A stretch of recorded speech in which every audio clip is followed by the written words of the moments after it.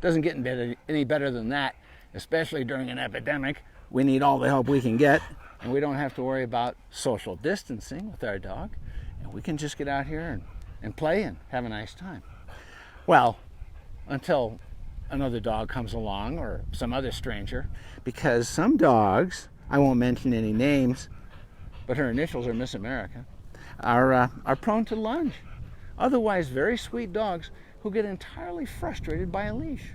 Oh, by the way, in case we haven't met, I'm veterinarian Dr. Jeff Nickel, along with our family border collie, Miss America here. We call her that because she's cute and perky and she wants to cure world hunger. Well, this dog spends a lot of time on the irrigation ditches, and that's where we are right now. This is a big ditch going right parallel with the Rio Grande here in Albuquerque, New Mexico. And we have a beautiful place to hike, and if there's no other dogs around that you have to worry about, you could let your dog off leash if that dog comes when called. And that may not always be the best thing to do. So we're sort of stuck with leashes, aren't we? Well, here's the problem, is dogs, well, they don't understand leashes.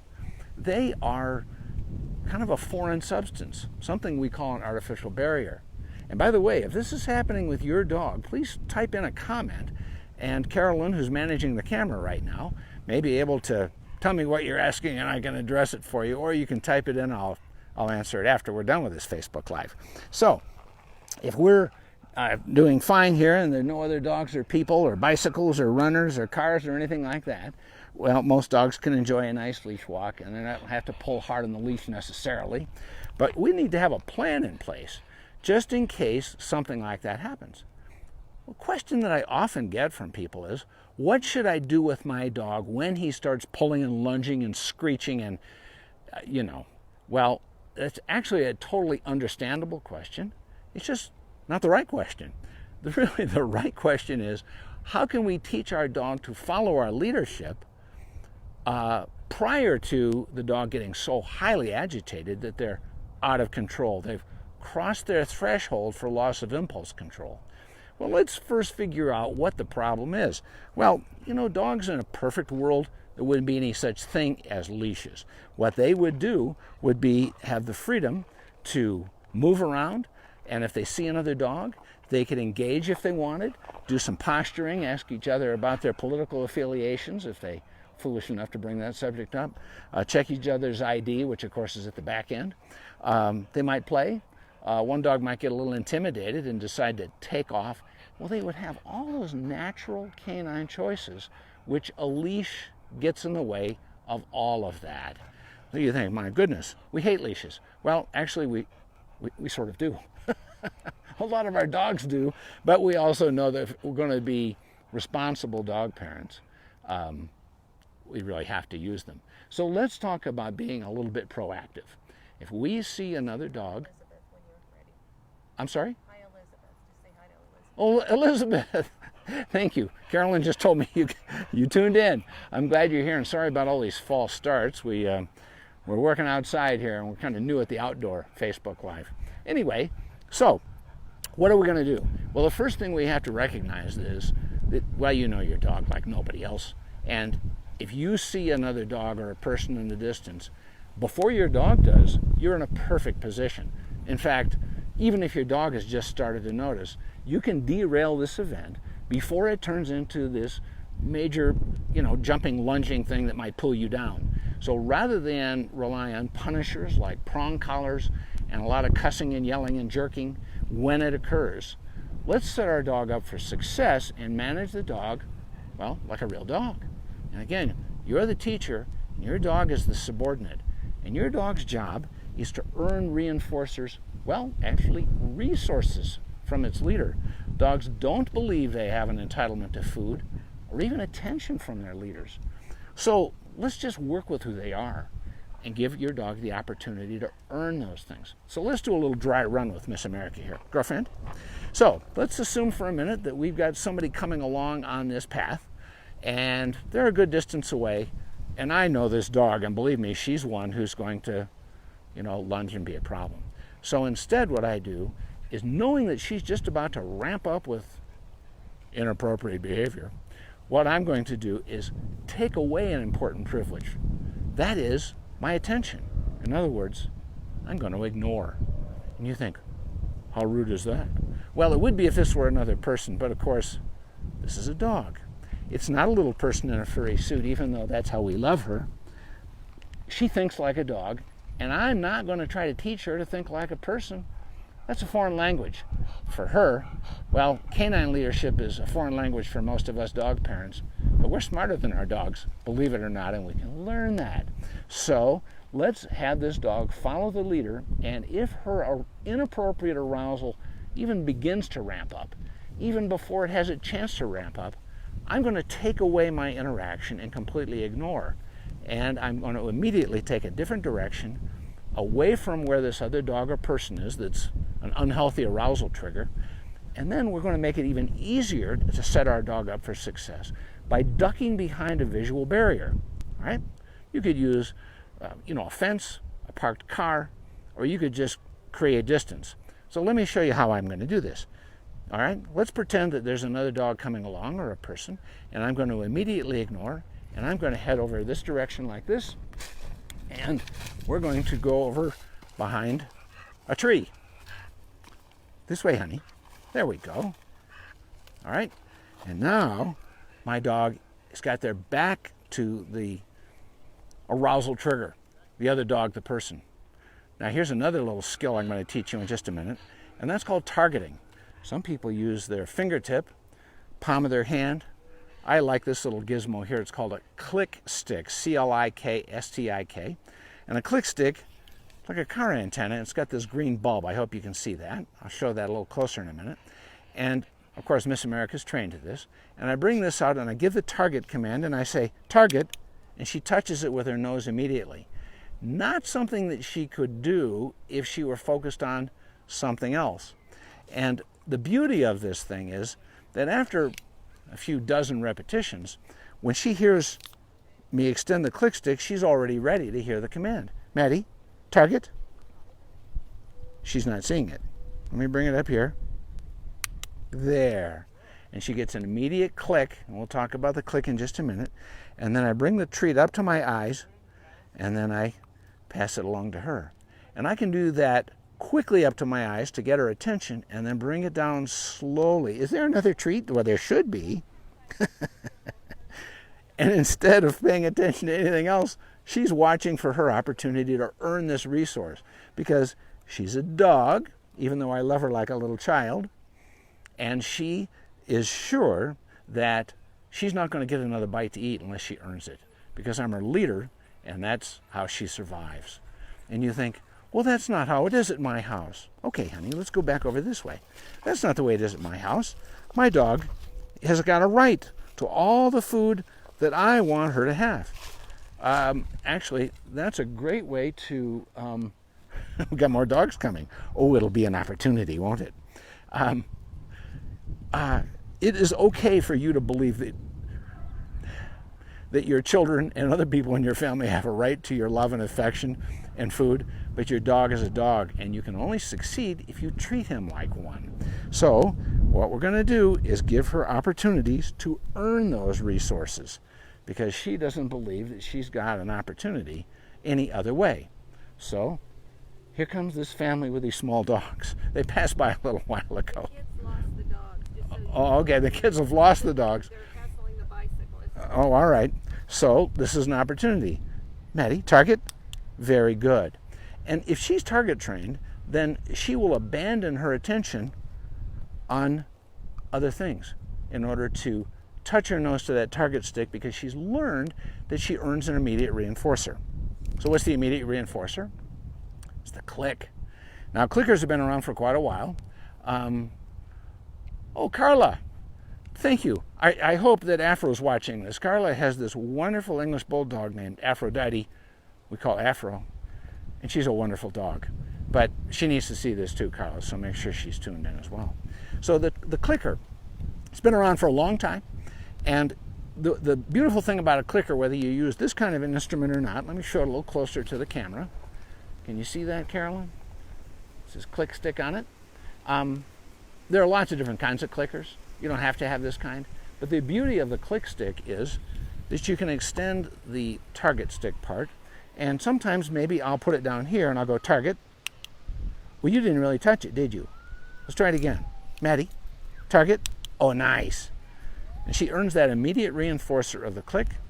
And then I take a treat out of my treat bag, move it quickly to my eyes, because dogs are predators, and quick movement is going to get their attention. And then I can bring it down slowly, and I can hold on to that, and so that I keep her attention for a little bit longer. All right? So this is an opportunity, isn't it? All of these distractions, all of these arousal triggers that are so inappropriate and that cause people so much agitation, and their dogs so much agitation and so much struggle and sometimes punishment, all of that's unnecessary because there are opportunities for a dog to earn. So let's go this way. We're going to start by ignoring, and we're going to duck around here behind this. Sorry. That's all right. Hey, go to Nana. Go to Nana. And now we're going to give our dog an opportunity to earn. Target. Nice. Okay, you notice she took her attention away from those other people so that she could earn the opportunity to earn. Oh, look, there are other people going by, but we're working, we're earning. Target. Nice. And my thumb is right on the clicker button before I bring my target stick out, so that as soon as she does what's expected of her, she gets the immediate reinforcer of that click. And you think, why in the world, okay, honey, why in the world would a dog work for a sound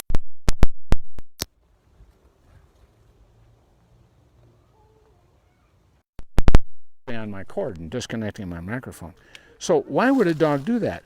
Well, because they learn, and you can teach target training. And by the way, I'll put on my Facebook page after we're done with this in a couple hours when we get home some wonderful information on target and clicker training.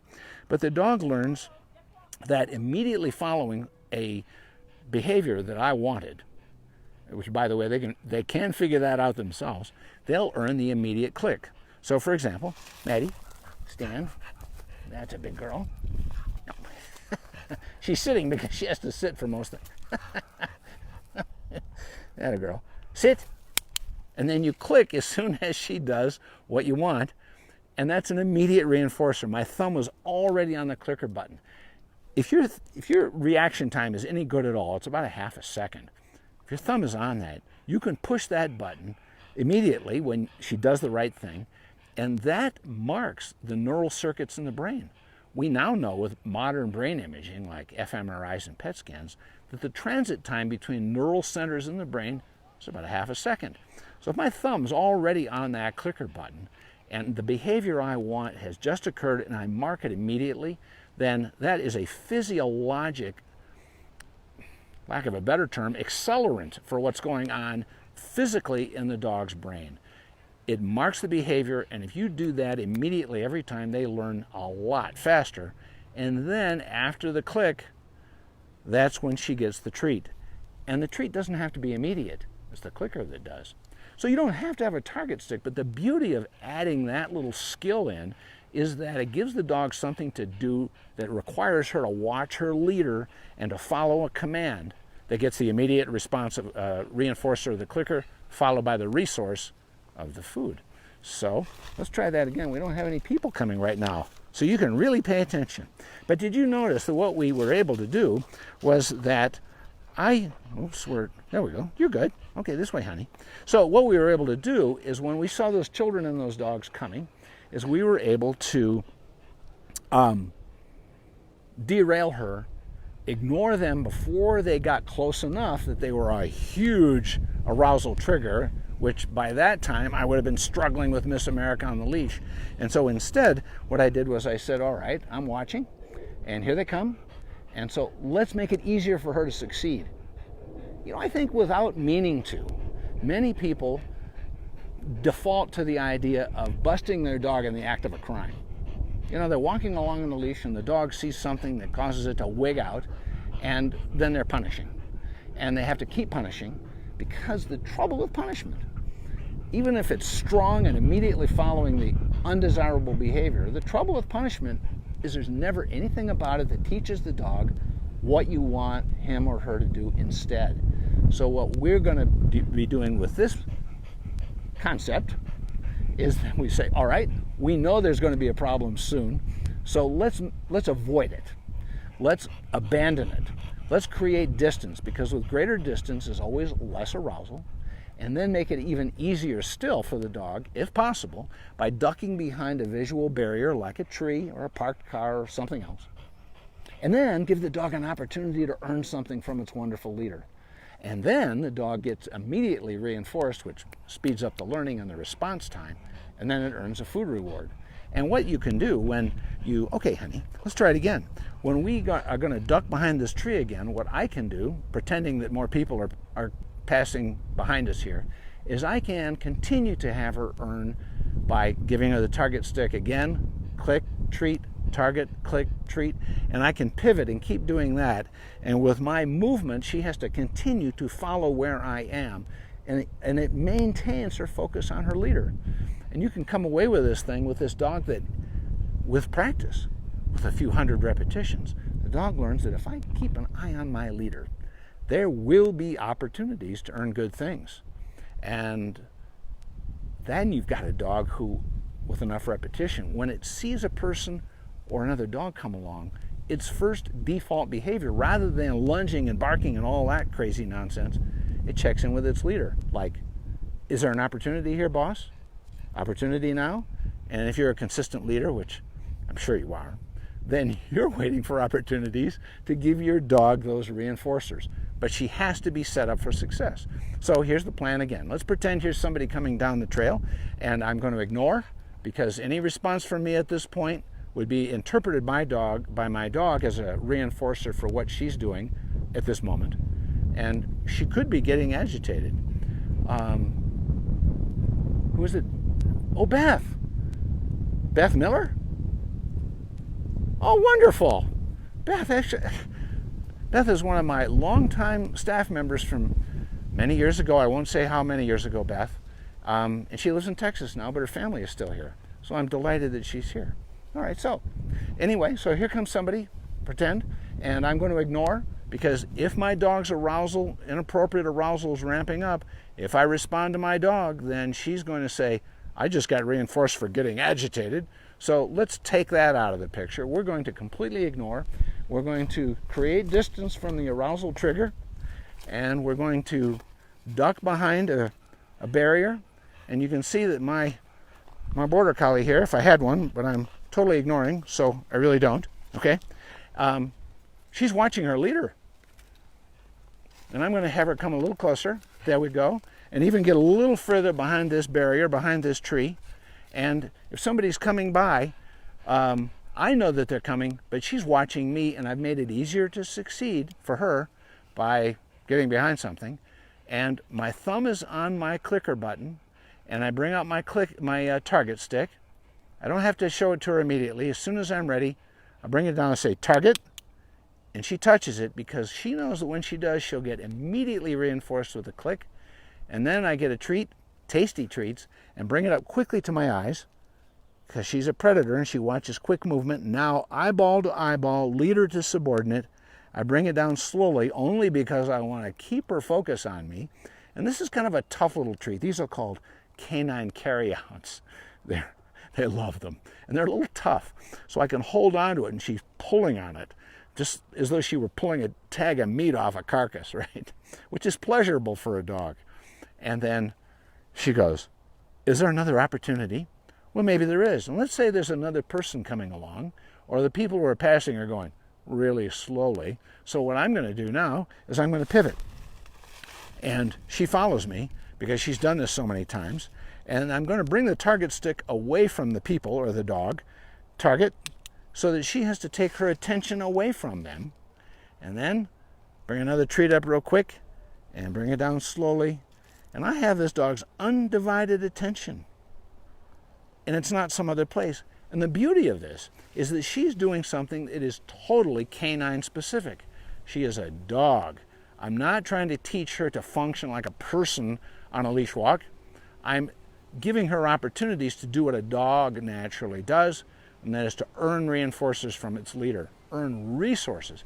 Because, you know, like all dogs, this one is sure that a famine is going to start in about 20 minutes. And if she doesn't get that next little scrap of food, it'll be her last. Never mind that, you know, we make a pretty good income, and we're not going to run out of dog food at our house. All dogs believe that the famine is looming, and so they're not going to miss a chance. And so, you know, what some people do, this way, girlfriend, and if you really get into a spot, let's say you have, you know, you miss this other person or this other dog coming, and you say, oh my goodness, my dog's starting to ramp up, and I know from experience that she's not going to be paying attention to me. All right, you need something you can do right now. So you reach into your treat bag, and you grab a handful of treats, and you jackpot the dog. And then they're like hunting and searching, and they're picking up every treat they can, and we hope, not paying attention to all this other crazy nonsense that they would otherwise be focusing on. And so that jackpotting can be your fail-safe. And so how do you be prepared for this? You always wear a treat bag. And most of the good ones have got a heavy plastic lining, so you can put gooey stuff like little pieces of cut up hot dog or cheese in there. And you can wipe it out and clean it. And you have to be able to anticipate. So you don't have to teach your dog to target. You don't have to teach your dog about clicking. What some people will do is, if their dog's not real bad about this, as they are walking along, they'll be, Miss America, honey, as they walk along, they'll just give their dog a treat and keep the dog's focus on them that way. That's all right too, because what you've done is you've rewarded the dog for watching its leader. And yeah, they're supposed to be watching their leader. They're supposed to be looking for opportunities to earn an opportunity to survive. So that's what I have for you today. Miss America, honey, can you heel next to me? Well, that was very nicely done. So thanks for tuning in. We have a lot of fun doing this stuff, even though we had to start it 3 times to finally get all the moving parts to work together. And if you have questions, you're always encouraged to send them to me on Facebook. And we're going to be doing another one next week.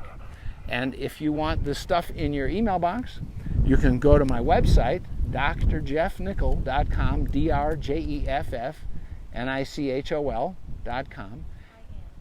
And Ann's here. Thank you for tuning in, by the way. We appreciate that very much, and helps us from a distance. She's in Tulsa. And so when you go to my website, drjeffnichol.com, you can subscribe. And if you do, which of course is no charge, then every Tuesday morning you get the Facebook Live from the previous week and my weekly newspaper column. We call it the media. It's usually a question answer. For example, next Tuesday will be my column on coronavirus and our dogs and cats, a potential risk. Here's a spoiler alert, no, but there's another species of pet that may be, so be a good one to catch up with. And just so that you know also, we are working on developing some webinars because, well, I can't get together with people for one-on-one consultations in the veterinary specialty hospital. So we're going to be doing that instead. It turns out to be more complicated than you think, but we'll be doing it on Zoom. So I'll be keeping you posted on that as well. So thank you again for tuning in, and have a wonderful social isolation. And Miss America says goodbye.